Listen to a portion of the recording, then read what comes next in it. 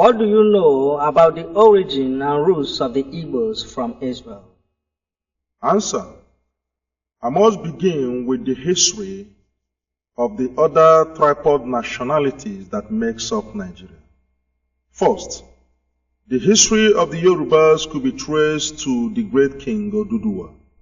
Oduduwa was the founder of Ile-Ife, who begot the entire Yoruba nation. The Oni of Ife sits on that throne till date. The second in this order is the Fulani of Nigeria, known as the warriors and shepherds. The Fulani could trace their ancestry to a man known as Shehu Usman Danfodio.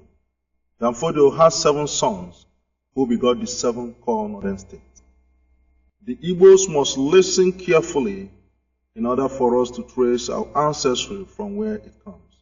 In the words of Marcus Garvey, a famous philosopher, he said that any man without the knowledge of his history and roots is like a tree without the necessary taproot. And so it is that the origin and roots of the Igbos could be traced to Israel, home of Jacob. Jacob was the father of Israel, who had 12 sons, namely Reuben and Simeon, Levi and Judah, Dan and Naphtali, Gad and Asher, Issachar and Zebulun, Joseph and Benjamin, written in Genesis chapter 29, verses 30. The 12 sons of Jacob later became the forebearers of the 12 tribes of Israel. Gad in this order was the 7th son of Jacob, who has 7 sons, namely Ziphon and Hagi, Shuni and Isbon, Eri, Arodi, and Areh. Go to Genesis chapter 46, verses 16. Eri, together with his 2 younger brothers, Arodi and Aleri, later became the 3 ancestors of the Igbos. Another question, sir. Can you explain why the 3 ancestors of the Igbos migrated to this place known as Eastern Nigeria, and in what year? Yes, I can explain. Sometime in the Middle Eastern countries, famine struck for about 7 years, and the surrounding neighboring countries were forced by hunger to sojourn in Egypt. And so Jacob and his families and relations were forced to stay in Egypt. But before this, one of the sons of Jacob, known as Joseph, had been sold to slavery in Egypt by some of his brothers. Joseph later rose to be the governor general of Egypt under a certain king known as Pharaoh. Jacob and his sons and relations who traveled to Egypt were about 70 in number. They lived happily in Egypt until they began to suffer persecution in the hands of the Egyptians. Later, Eri, the 5th son of Gad, foresaw the persecution and wickedness of the Egyptians on the Israel. He decided to live in time. He thought that a time is coming when the Israelis in Egypt will be taken as slaves.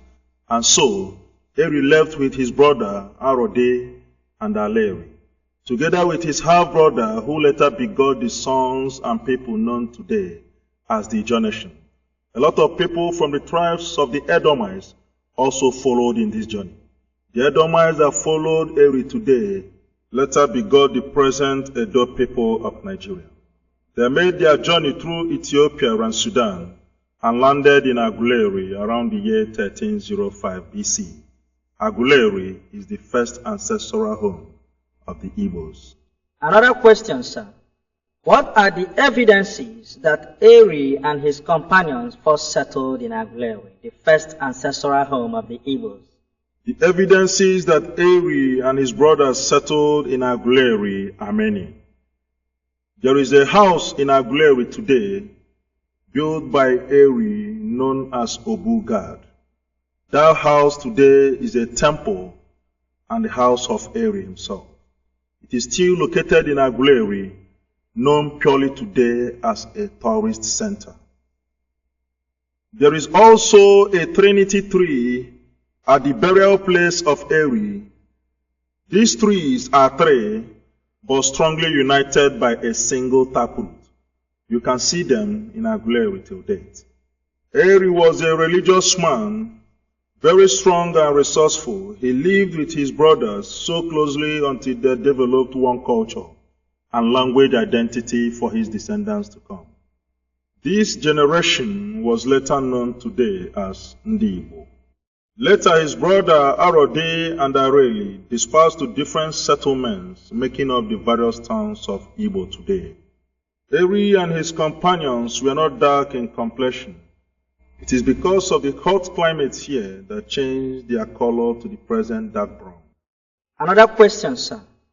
Can you point to us, sir, some of the descendants of Eri today? Answer. Eri, the first father of the Igbos, has about 5 sons, namely Agolo. Agolo was the ancestor of the people known today as Aguleri. The second son of Eri he named Ata. His descendants could be seen in the present Ata kingdoms of Igala in Kogi State. The third he named Oba, while the fourth he named Hebrew, in remembrance of his origin from Hebrew. The last of his sons known as Menri, who begot the present Enri kingdom.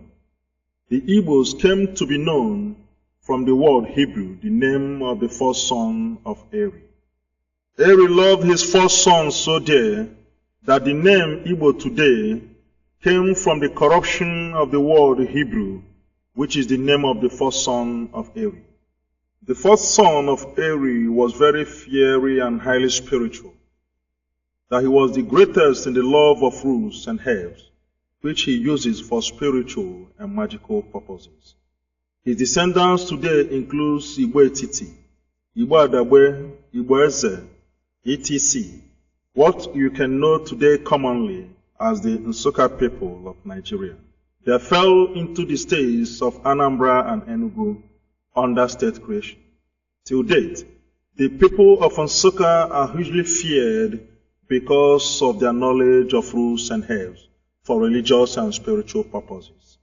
Other descendants of Eri in the present Igbos include Nsukka, Enugu, Oka, Onisha and Nnewi, Ila, Abo, Wale, Ogwashukwu, Ibuzo, Asaba, Eziagu, Neni, Adazi, Oko, Oreri, Nri, Mpo, Okija, Nando, Nnokwa, Achara.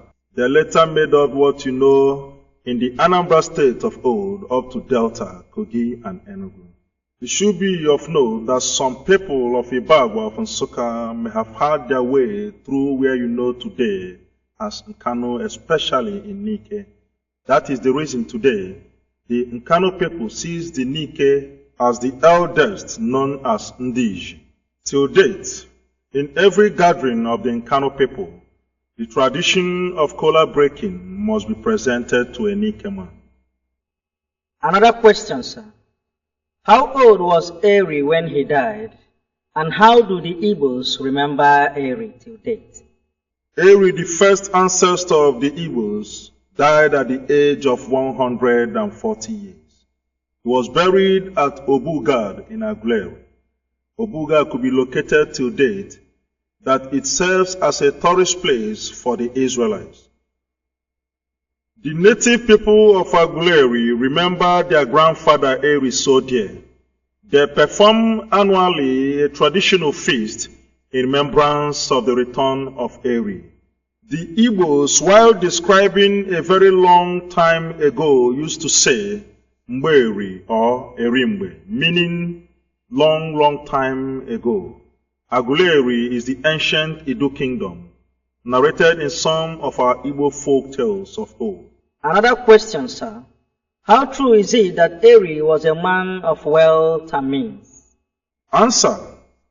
Eri was wealthy and resourceful, almost like his great-grandfather Abraham. The wealthiness of Eri could be seen today in his descendants, that the Anambra people of Nigeria was home to the wealthiest citizens in Nigeria and beyond. Sir Louis Odumegwu Ojukwu was the first African to be a millionaire. Another question, sir. Can you also tell us something about Arodi, the younger brother to Eri, and where can we locate his descendants? Answer. Arodi was the immediate younger brother to Eri, as recorded in Genesis chapter 46, verses 16. Having lived together with his brothers, later dispersed to begot the present Arochukwu kingdom. Arodi was as industrious as ever and naturally blessed with the gifts of arts and craft. This could be shown in some of his descendants, the Abangwa people of Aba, that they were the first industrialized developed part of Nigeria and known till date as the Japan of Nigeria. The Arochukwu was famous for commerce and trading and hugely linked to the slave trade. His descendants include Nembe, Ngwa, Abakiliki, Ogoni, Afibo, Aro Ekotekpene of Akwa Ibom, Aro Echie in Rivers State, Aro Ndizogwe in Imo State. The people of Arochukwu could be seen virtually beyond Nigeria due largely to slave trade. They had their people around America and Europe, most especially places like Cuba, where you have the Ogologal or annual festival of Cuba. Another question, sir. What can you tell us about the last son of God known as Areli? Answer. Areli was the last son of God and one of the ancestors of the Igbos. Go to Genesis chapter 46, verses 16. He was known to be the wisest of all. He was a man of natural wisdom and preservation. The native tongue of his descendants is today accepted academically as the central Igbo language. The descendants of Areli includes Oweri, Umuahia, Diobu, what you know as Porakot, Okigwe, Olu, Nkwere, Mbano, Elele, Mbaise, etc. Therefore within the states of Imo and Porakot. The wisdom of Areli was demonstrated and seen in one of his descendants known as Olauda Ekwano, who was a victim of slave trade to Britain. He was the first slave in history ever to buy his freedom with his money at the age of his early 20s. Olauda Ekwano hails from Ekwano in the present Umuahia. He was the founder of the first British black political movement. He fought for the liberation of the slaves everywhere around Europe, that he liberated the slaves in Britain and settled them in the present Sierra Leone. He gave them a capital known as Freetown. His other name could be known as Gustavus Vassa. Another question, sir. Who was the first man in history ever to write in his book that the Igbos were descendants of Israel? Answer. The first man in history ever to write that the Igbos are descendants of Israel, his name is known as Olauda Ekwano, otherwise known as Gustavus Vassa. He was a slave in Britain who later liberated other slaves and settled them in Sierra Leone. He founded the capital known as Freetown. Olauda wrote about his slave experiences in his book and autobiography known as The Interesting Narratives of Olauda Ekwano, written around 1789. He traced his origin to Ekwano somewhere in Africa. The said Ekwano is located in Umuahia till date. He was the first man in history ever to write in his first chapter of his book since the 17th century that the Igbos are descendants of Israel. Gustavus Vassa, otherwise known as Olauda Ekwano, was sold at the age of 11 years, and he was the first slave in Britain ever to buy his freedom with his money at a cost of 40 pounds. Another question. What form of leadership system do the Igbos practice in the olden days? Answer. Just like the Israel of old, they were ruled by elders and priests. They have no king in the olden days until God appointed Saul, who was the first king over Israel prior to David. And so it is that in the olden days, the Igbos were ruled by elders and priests and council of the people. Today, one can observe that since the settlement of the first Igbo ancestors, the Igbos were ruled not by kings, but by titled men and elders and the priests of various oracles. Remember, the oracle in the olden days is a means the Igbos used to pray and consult the Almighty God, known as Chukwu Okuko Obiama. This could be observed in things fall apart. The Israelites too, in this vein, were also formerly ruled by elders and the prophet. Look at the case of Moses, who led Israel to the promised land, until God gave them a man known as Saul, who ruled over Israel prior to David.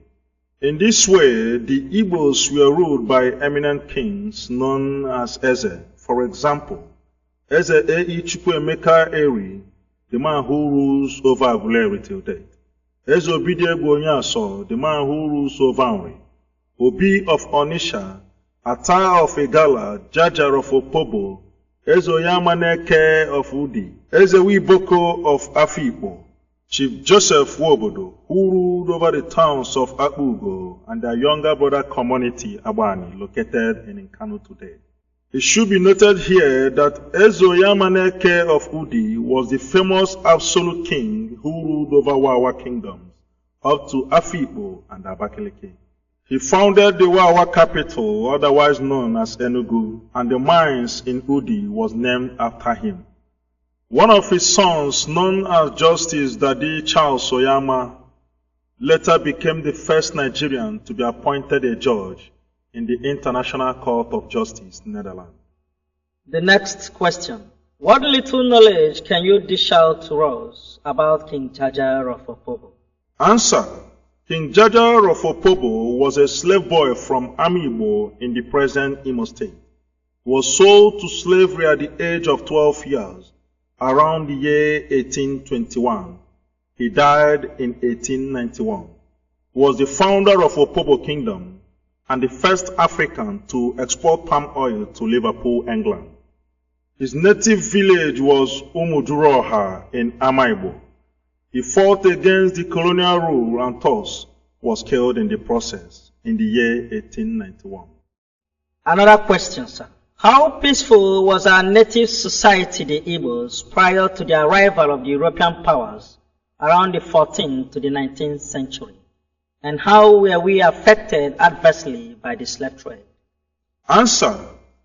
The Igbos existed peacefully until the coming of the Europeans around the 16th to the 19th century. The Europeans changed the course of everything, ranging from politics to slavery to a new religion. And so it was that the slavery which occurred in Nigeria around the 15th to the 19th century claimed more than 1.7 million Igbo Jews, ranging from Calabar slave depot to the place we know today as Badagry.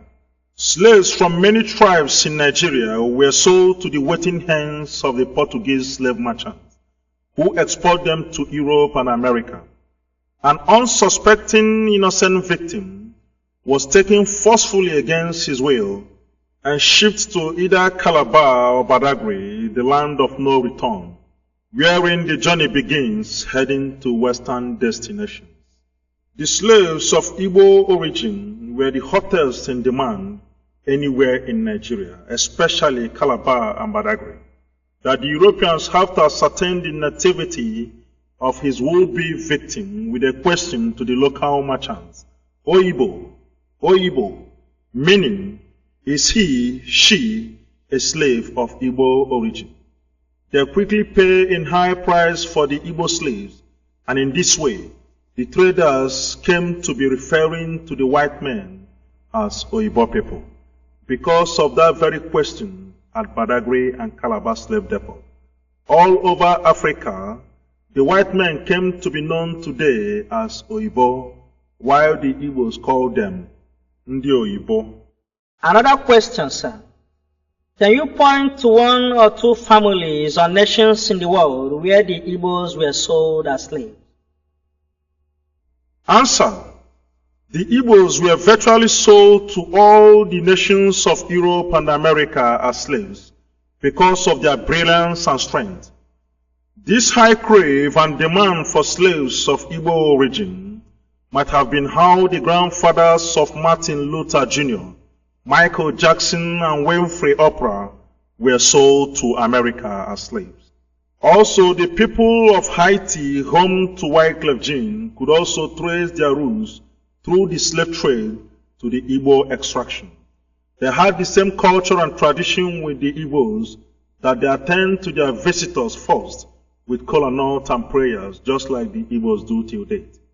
The woman you know in America as Oprah Winfrey is the richest black woman on earth, believed to have hailed from Liberia.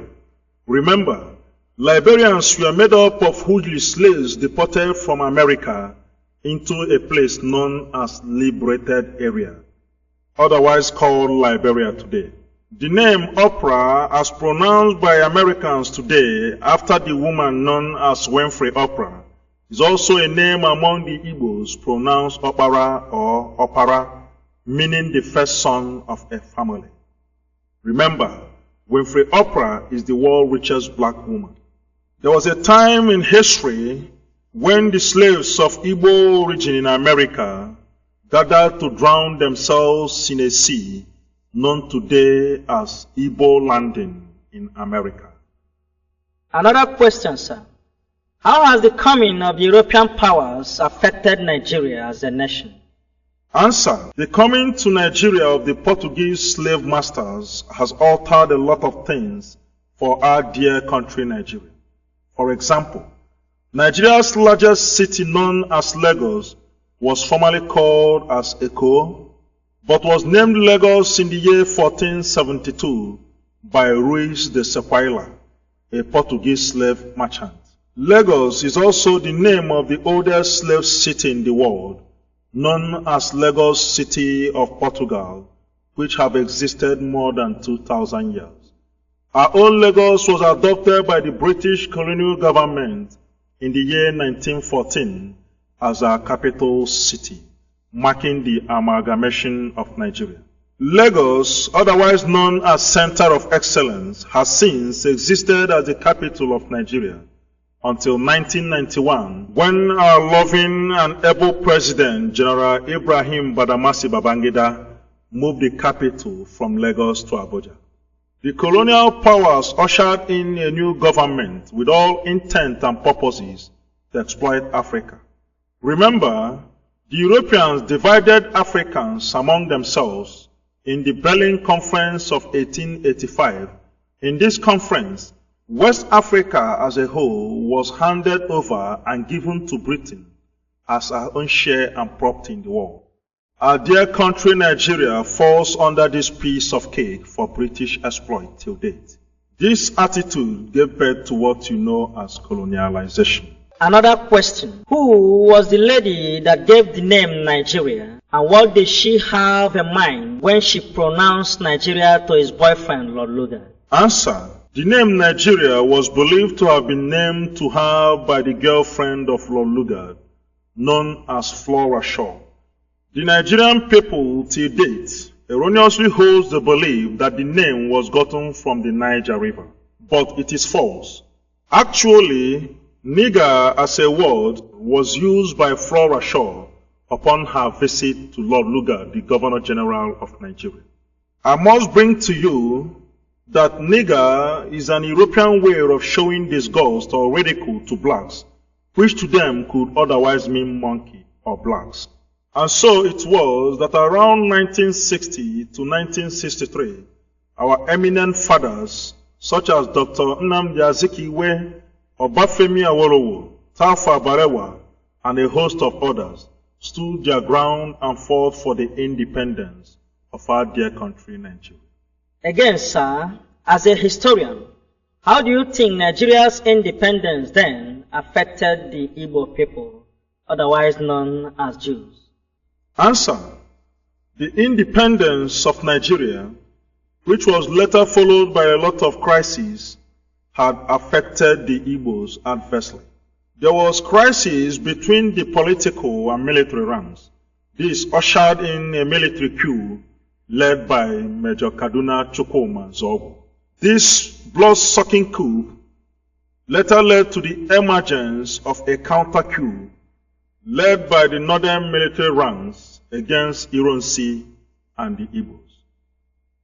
Gowon later emerged as the nation's new military leader, and under his own clear eyes there was pogrom against the Igbos, which cost more than 45,000 lives.